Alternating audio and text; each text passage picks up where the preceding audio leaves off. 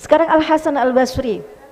Hasan Al-Basri kita tahu ya, Ummu Salamah punya budak laki-laki, kemudian budak laki-laki ini dikawinkan dengan Khairah, punya anak Hasan. Yang ngasih nama adalah Sayyidina Umar. Pindah ke Basrah setelah perang Siffin, maka disebut Hasan Al-Basri, Hasan dari Basrah. Sesungguhnya aku telah mempergauli beberapa kaum. Apabila ada salah seorang dari mereka, agar supaya ilmu hikmah dikemukakan kepadanya. Apabila ada salah seorang dari mereka, agar supaya ilmu hikmah dikemukakan kepadanya. Jika ia berbicara dengan ilmu hikmah itu, niscaya ia bermanfaat baginya dan bermanfaat bagi teman-temannya. Dan tidak ada yang menghalangi ia dari ilmu hikmah itu kecuali ia takut terkenal. Maksudnya apa? Jadi Hasan Al-Basri itu sampai pada titik tertentu dia tidak mau ngajar karena sudah terkenal. Aku takut terkenal. Ternyata orang-orang jadi kenal aku dan aku senang. Hatiku senang, terkenal itu senang gitu. Setelah di titik itu kemudian seperti Al-Ghazali ya, di puncak karirnya beliau udah tinggalkan semua, leave it on, semua ditinggalkan. Imam Ghazali 10 tahun beliau ngarang apa ini? Ihya Ulumuddin di Masjid Al-Umawi.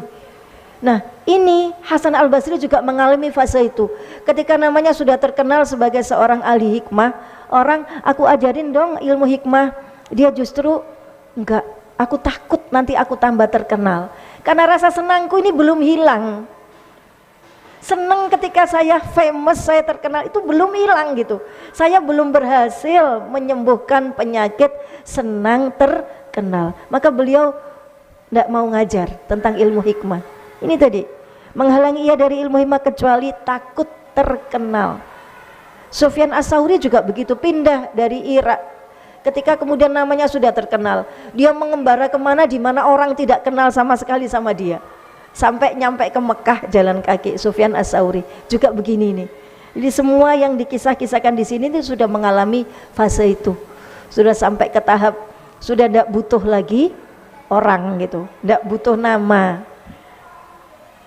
Ini Hasan Al-Basri.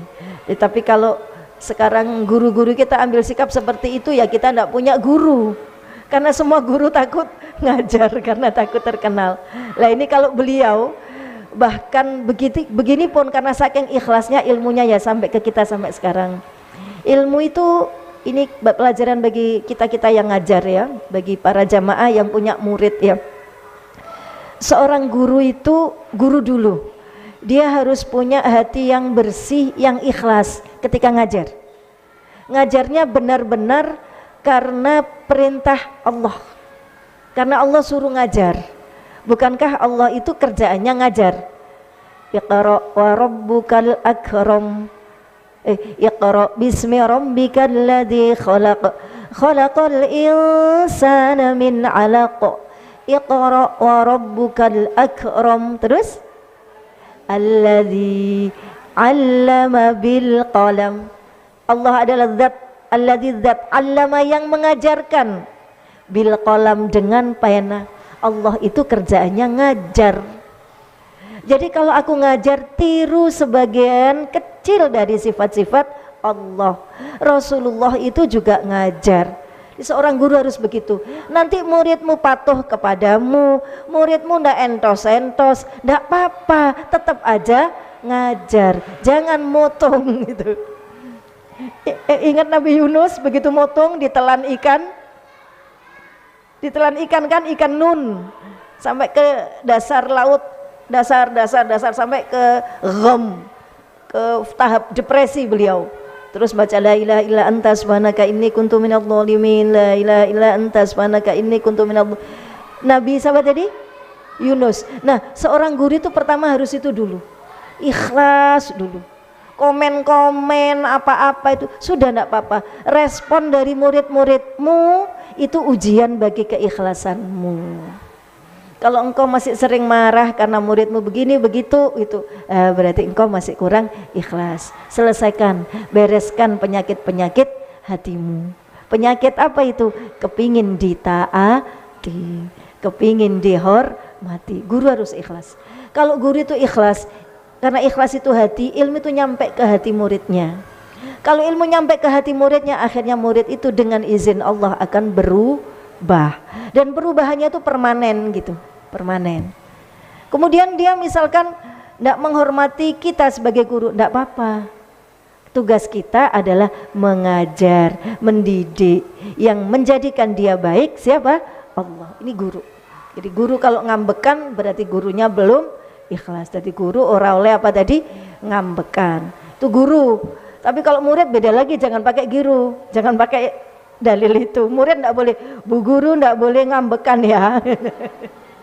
Bu guru tidak ikhlas ya. Kalau murid beda banget. Murid itu satu huruf saja senilai 1000 dirham. Ra'aitu ahaqqal haqqi haqqal muallimi wa aujabahu hifdhan ala kulli muslimin. Nadham di kitab ta'lim. Ra'aitu, aku telah melihat ahaqqal haqqi, orang yang paling berhak. Ra'aitu ahaqqal haqqi ayyuk, untuk dimuliakan. Ra'aitu ahaqqal haqqi illal mu'allimah, kecuali seorang guru. Tidak ada orang yang paling wajib dimuliakan selain seorang guru. Itu berlaku untuk murid. Saya sebagai murid tidak ada yang lebih berhak dimuliakan, semuanya dimuliakan. Ya dirinya, keluarganya, barang-barangnya, kitabnya, sandalnya, ketaatan kita kepadanya itu bentuk kita berkhidmat kepada beliau. Tidak ada yang lebih dihormati selain seorang guru. Wa aujabahu hifdhan, wa aujabahu, dan kata Allah, aku mewajibkan hifdhan, untuk menjaga hak-hak guru, ala kulli muslimin, pada setiap orang muslim. Semua murid-murid yang Islam punya kewajiban menjaga hak-hak untuk memuliakan guru. Dan satu huruf yang diajarkan guru itu setara dengan 1000 dirham. Satu huruf itu 1000 dirham. 1 dinar itu 4 juta. 1 dirham itu separuhnya, kira-kira 2,5 jutaan. Berarti satu huruf itu harganya 2,5 juta. Itu bagi murid. Guru enggak boleh gitu, bayar ayo 2,5 juta. Enggak boleh gitu, itu berlaku untuk murid. Jadi kalau kita ke guru, kemudian guru narik-narik apa itu enggak ada apa-apanya dibandingkan dengan apa yang sudah diajarkan oleh guru, yang jumlahnya sudah berhuruf-huruf. Itu murid. Jangan sampai salah naruh ya. Sebagai guru harus apa tadi? Ikhlas. Sebagai murid harus wajib memuliakan, menjaga hak-hak seorang guru untuk dimuliakan. Ngoten nggih? Nggih. Pun lanjut sekarang. Memuliakan karena apa? Karena Allah. Jadi kita memuliakan karena Allah.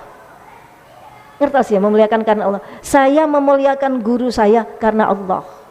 Bukan karena apa-apa, bukan karena apa-apa. Dia sudah baik sama saya, ya otomatis guru itu udah otomatis baik. Kalau sekarang dia berubah, ya tetap saya muliakan. Wong yang diajarkan dia sudah lebih dari 1 huruf. Orang yang mengajarkan ke 1 huruf ke saya agar bisa benar, itu sudah guru saya.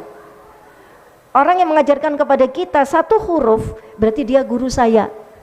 Dia punya hak atas saya lebih dari orang tua saya. Lebih dari orang tua haknya guru itu.